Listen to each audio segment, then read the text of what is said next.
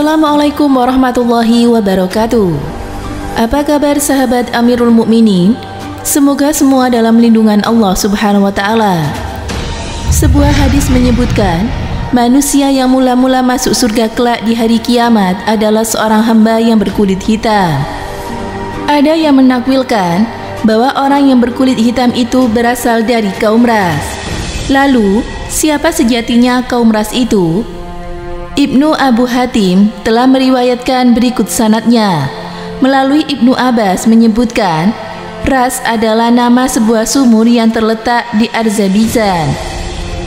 Sedangkan As-Sauri meriwayatkan dari Abu Bakar, dari Ikrimah, bahwa ras adalah nama sebuah sumur. Penduduk di sekitarnya mengebumikan nabi mereka di dalam sumur itu. Ibnu Katsir dalam tafsirnya saat menafsirkan surat Al-Furqan ayat 38 mengutip Ibnu Ishaq yang meriwayatkan dari Muhammad ibnu Ka'ab, Rasulullah SAW pernah bersabda, sesungguhnya manusia yang mula-mula masuk surga kelak di hari kiamat adalah seorang hamba yang berkulit hitam. Demikian itu karena Allah mengutus seorang nabi kepada mereka di sebuah kota. Tidak ada yang beriman dari kalangan penduduk itu, kecuali hamba yang berkulit hitam tersebut. Kemudian penduduk kota menangkap nabi mereka, lalu membuat sebuah sumur. Selanjutnya mereka melemparkan nabinya ke dalam sumur itu. Kemudian, mulut sumur itu mereka tutup dengan batu besar.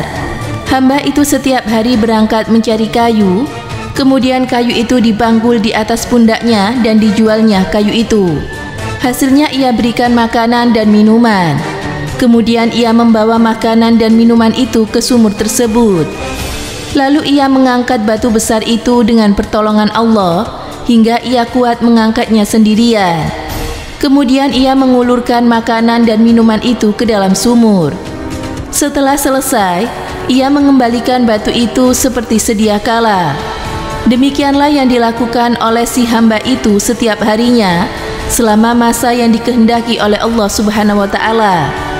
Lalu, pada suatu hari seperti biasanya ia mencari kayu. Setelah memperoleh kayu, ia mengumpulkannya dan mengikatnya. Ketika hendak memanggulnya, tiba-tiba rasa kantuk berat menyerangnya.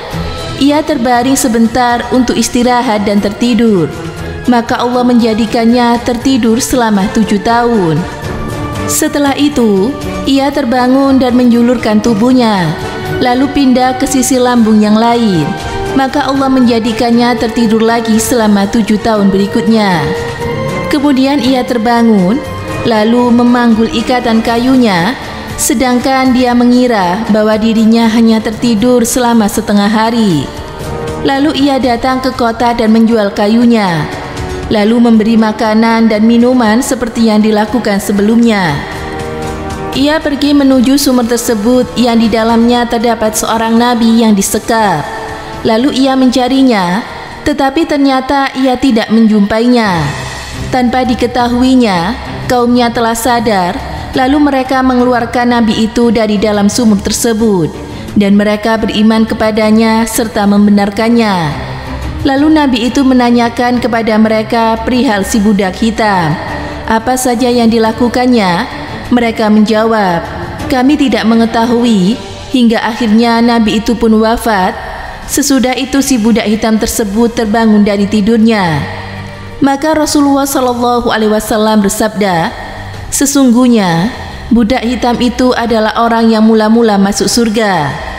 Menurut Ibnu Katsir, hal yang sama telah diriwayatkan oleh Ibnu Jarir dari Ibnu Humaid dari Salama, dari Muhammad ibnu Ishaq, dari Muhammad ibnu Ka'ab, serta mursal. Akan tetapi, di dalamnya terdapat garabah dan nakara. Barangkali di dalam hadis tersebut terdapat izra, hanya Allah lah yang maha mengetahui. Ibnu Jarir mengatakan, tidak boleh mewakilkan bahwa mereka adalah penduduk ras yang disebut di dalam Al-Quran, karena Allah telah menceritakan pelihara mereka, bahwa Allah telah membinasakan mereka, sedangkan yang disebutkan di dalam hadis itu mereka yang beriman dan percaya kepada nabinya. terkecuali jika ditakwilkan bahwa peristiwa itu terjadi setelah bapak-bapak mereka dibinasakan, lalu keturunannya beriman kepada nabi mereka. Hanya Allah lah yang maha mengetahui. Ibnu Jarir memilih pendapat yang mengatakan bahwa makna yang dimaksud dengan penduduk ras ialah orang-orang yang memiliki galian atau parit, yaitu mereka yang disebutkan di dalam surat Al-Buruj. Hanya Allah lah yang maha mengetahui. 2 kali Ibnu Katsir dalam tafsir Al-Quran Al-Azim mengutip beberapa penjelasan mengenai maksud dan asal-usul penamaan ras. Ibnu Abbas mengatakan bahwa ras adalah penduduk kaum Samud. Ada juga yang mengartikan sebagai satu dari desa Yamamah yang bernama Falak, sebagaimana yang dikatakan oleh Qatadah. Kata ras disebutkan 2 kali di dalam Al-Quran, yaitu dalam Al-Quran surat Al-Furqan ayat 38 dan Al-Quran surat Qaf ayat 12. Penyebutan yang disandingkan dengan kaum lain seperti kaum Samud, kaum Ad, dan juga kaum Nabi Nuh, sebagaimana yang termaktub di dalam 2 ayat tersebut.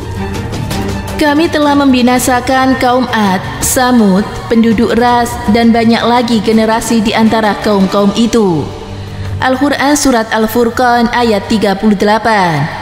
Sebelum mereka, kaum Nuh, penduduk ras, dan kaum Samud telah mendustakan rasul-rasulnya. Al-Quran surat Qaf ayat 12. Kata ras merupakan nama sesuatu yang dinisbatkan kepada suatu penduduk.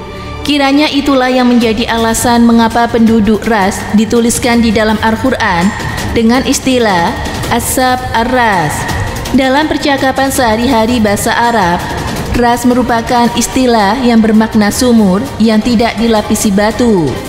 Secara umum, Imam At-Tabari mengatakan bahwa penggunaan kata ras ditujukan untuk sesuatu yang digali, seperti sumur dan juga kuburan. Oleh karena itu, Imam At-Tabari meyakini bahwa penduduk ras adalah Ashab al-Ukhud yang disebutkan di dalam Al-Quran surat Al-Buruj ayat 4. Karena ayat tersebut mengisahkan tentang suatu kaum dan galian. Selain itu, Syekh Muhammad Amin Al-Harari dalam tafsir Hadail Ar-Ra wal Ar-Raihan menjelaskan bahwa penduduk ras adalah penduduk yang berada di sekitar sumur tersebut. Allah mengutus Nabi Shu'aib kepada kaum tersebut karena mereka menyembah berhala. Di dalam kitab tafsir Al-Misbah juga disajikan beberapa pendapat mengenai kata ras. Ada yang mengatakan mereka adalah penduduk Aktokia. Kebanyakan ulama memperkirakan mereka adalah kaum dari Nabi Shu'aib alaihissalam.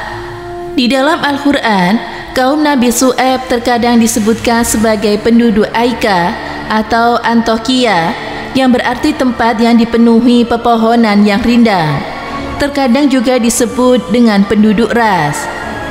Riwayat lain mengatakan bahwa ras adalah kaum dari Nabi Hanzalah bin Sofyan. Atas kemurkaan mereka, Allah mengirimkan kepada mereka seekor burung besar berleher panjang yang menyambar anak-anak penduduk ras. Mereka lalu memanggil Nabi Hanzalah dan meminta pertolongannya.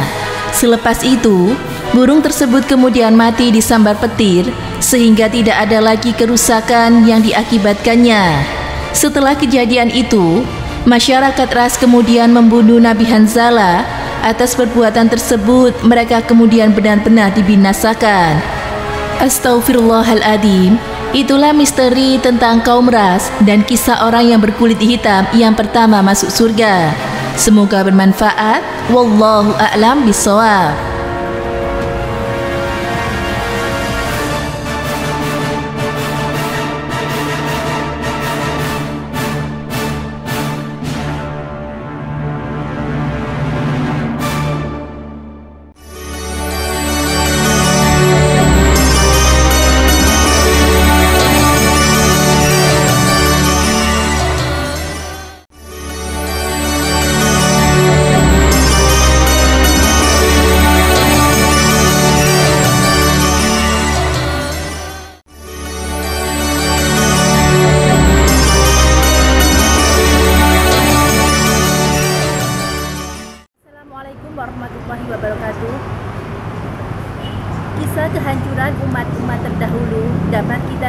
dalam Al-Quran dan juga hadis-hadis. Allah Subhanahu wa Ta'ala menceritakan kisah tersebut untuk pelajaran bagi kita agar kita tidak meniru dari perbuatan-perbuatan para kaum terdahulu.